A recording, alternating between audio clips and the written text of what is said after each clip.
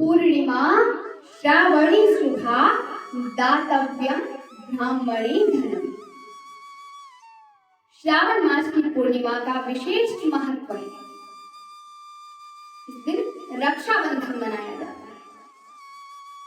अब रक्षाबंधन कब से प्रारंभ हुआ? एक कथा आती है कि महाराज सूर्यदेव और उनकी पत्नी के द्वारा दो संतानें उत्पन्न हुई, जिनमें से एक पुत्र जो यमराज हुए, मृत्यु के देवता बने, और दूसरा यमुना जी। जो पुत्री थी वो यमुना जी हुई, जो बाद में इस पृथ्वी लोक पर प्रवाहित हुई। यमुना जी अपने भाई यमराज से बड़ा ही स्नेह करती, बहुत प्रेम करती।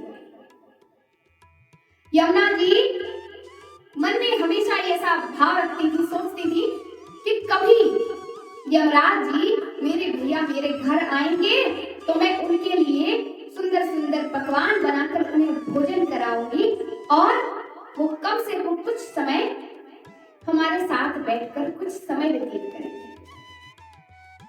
लेकिन यमराज जी को कहाँ फुर्सत, वो इतने व्यस्त रहते हैं अपने कर्तव्यों में, उन्हें इतनी फुर्सत नहीं मिली, वो भूल गए। बहुत समय बीत गया, लेकिन फिर एक दिन यमराज जी को अपनी बहन के हृदय की पुकार सुनाई और यमराज जी श्री यमुना जी के घर पधारे। यमुना जी के घर पधारे तो यमुना जी ने उनका चंदन से तिलक किया, रोली अक्षत उन पर चढ़ाए, उनकी आरती उतारी और उनका पूरे हृदय भाव से प्रसन्न चित्त होकर उनका स्वागत किया। अब यमुना जी ने यमराज के हाथ पर, उनकी कलाई पर रक्षा सूत्र बांधा और फिर यमराज जी को स्वादिष्ट और सुंदर सुंदर पकवान उन्हें पवाए।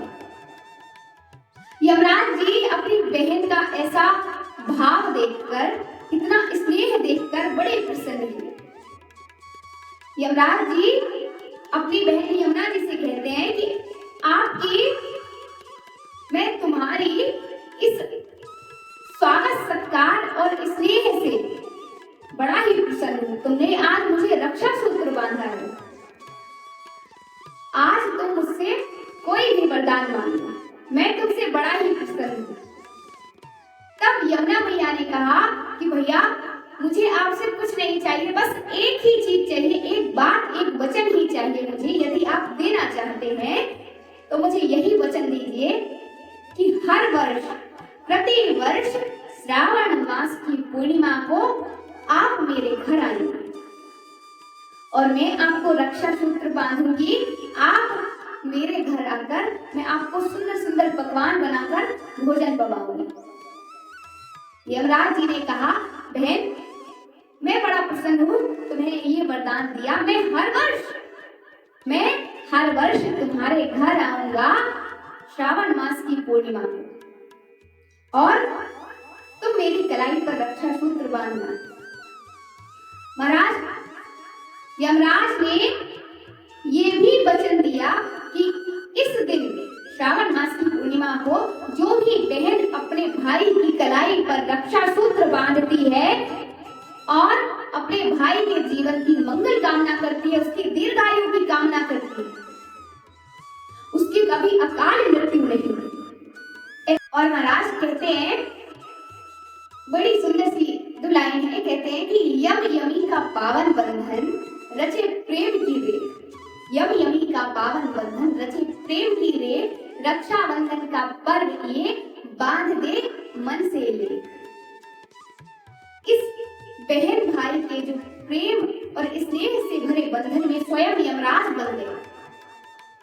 महाराज तभी से ये रक्षा का त्योहार, भाई अपनी बहन की रक्षा का वचन लेता है, तब से ये पावन पवित्र बंधन, ये रक्षा बंधन का त्योहार मनाया जाता है।